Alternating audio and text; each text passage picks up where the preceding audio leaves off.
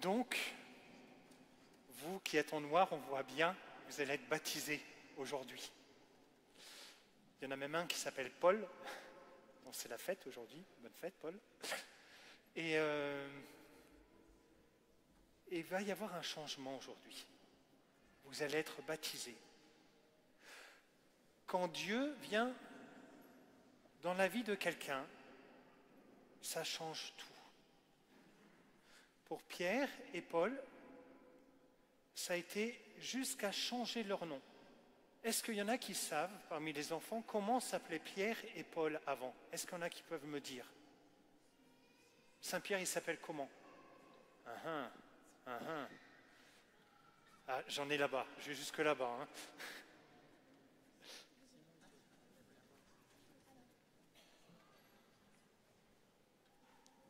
Simon et Saul. Ah, t'as déjà devancé ma deuxième question.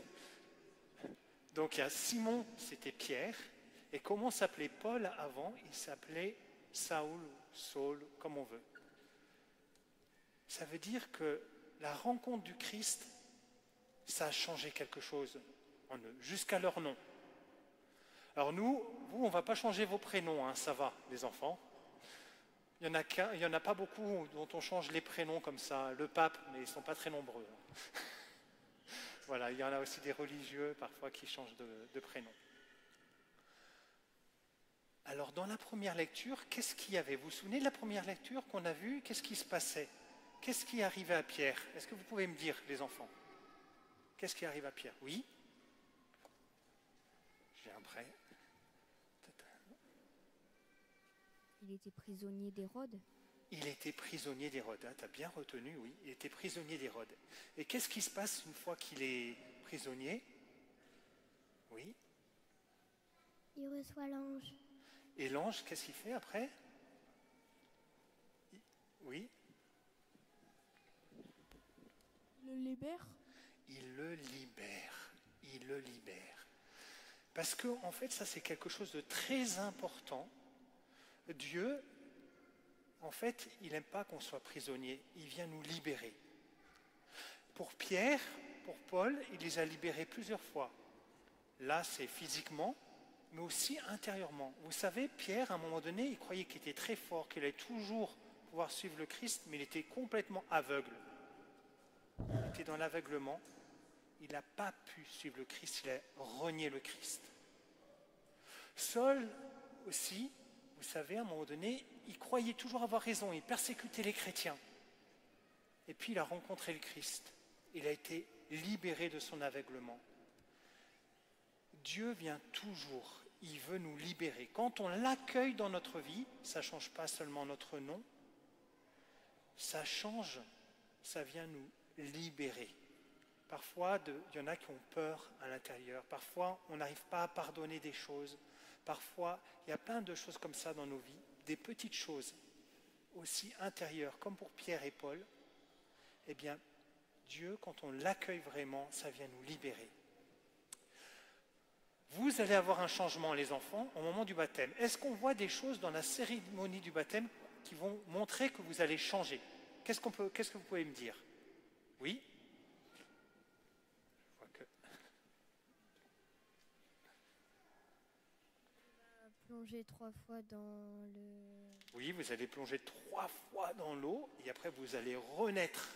Vous allez mourir et renaître d'une certaine manière. Je ne vais pas vous noyer, vous inquiétez pas. Mais qu'est-ce qui va changer encore d'autre? Oui? On va enlever nos vêtements noirs et on va s'habiller tout en blanc. Alors là, on va bien voir le changement. Oui, voilà, parce que vous avez un changement de vie. Quand on va dire notre foi, quand vous allez la dire, à un moment donné, on va dire qu'on rejette ce qui est mal, c'est-à-dire les vêtements noirs, et on va passer à la foi. Ça, c'est un vrai changement. Et puis, il y a quelque chose que je voulais vous dire. Oui, qu'est-ce que vous voulez dire encore? Après, on mettra le sang crème. Ah oui, mais ça va montrer aussi un changement. Vous allez sentir très bon. C'est pas que vous sentez mauvais maintenant, mais... On sera enfant de Dieu. Exactement. Et ça, c'est très important. Merci beaucoup.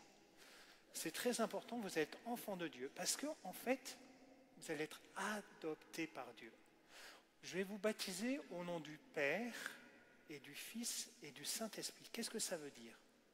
Autrefois, j'allais dans un magasin, à l'époque de Jésus, parfois on vendait des choses dans les amphores. Si j'achète une amphore, eh ben on va mettre une étiquette, enfin, peut-être une table d'argile, on va mettre par exemple, si je m'appelle Tissus, Tissus. Après, une autre, on va mettre le nom de, on va dire Saul.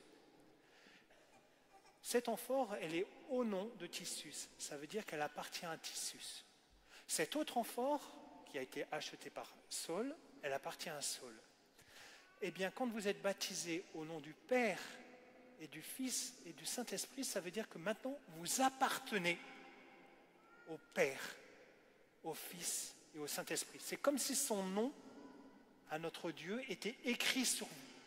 Vous lui appartenez. Il vient vous arracher. Vous arracher au pouvoir du mal, et après, il faut apprendre à vivre pour accueillir ce qu'il vient faire. Donc, on a vu dans la première lecture qu'il venait nous libérer des prisons. On a vu que dans le baptême, il y a plein de signes qui nous aident à voir cela, ce changement. La dernière chose que je voulais vous dire, c'est pour l'Évangile.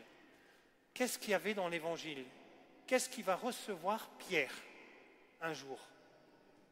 Est-ce que vous avez vu ce qu'il avait Jésus dans les mains? Ben, c'était trop petit. Il va recevoir des clés. Des clés. Et les clés, ça sert à quoi? Oui?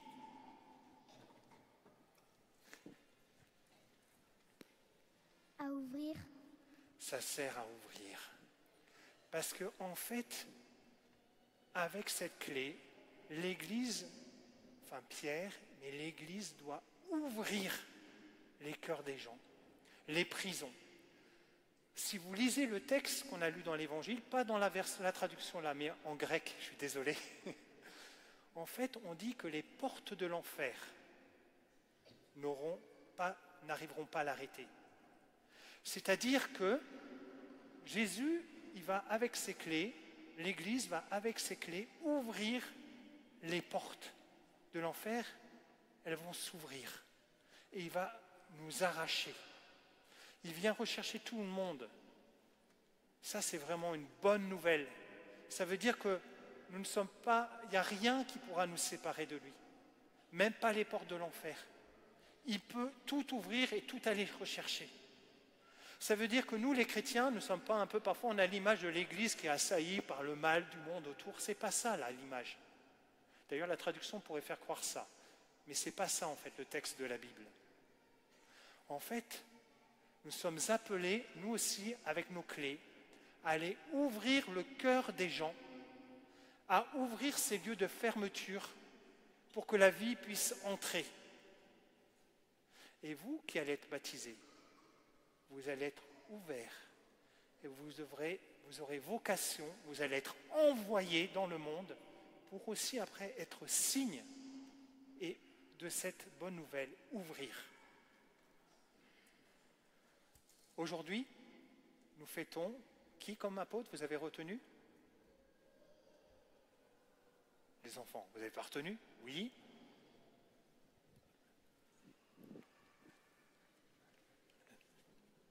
Pierre et Paul. Pierre et Paul. Pierre et Paul. Et puis, vous allez avoir des saints patrons. Des saints patrons. Saint Pierre, Saint Paul, mais tous vos saints patrons à vous, qui vont vous être donnés. Les saints, ce n'est pas des personnes parfaites. Vous voyez, Saint Pierre n'a pas été parfait. Il a essayé, il s'est laissé transformer par la grâce. Même après la résurrection du Christ, encore, il y a des disputes avec Saint Paul. Les deux se sont un peu disputés. Mais ils ont été transformés et ils ont ouvert, changé la vie de tant de personnes. Saint Pierre, Saint Paul.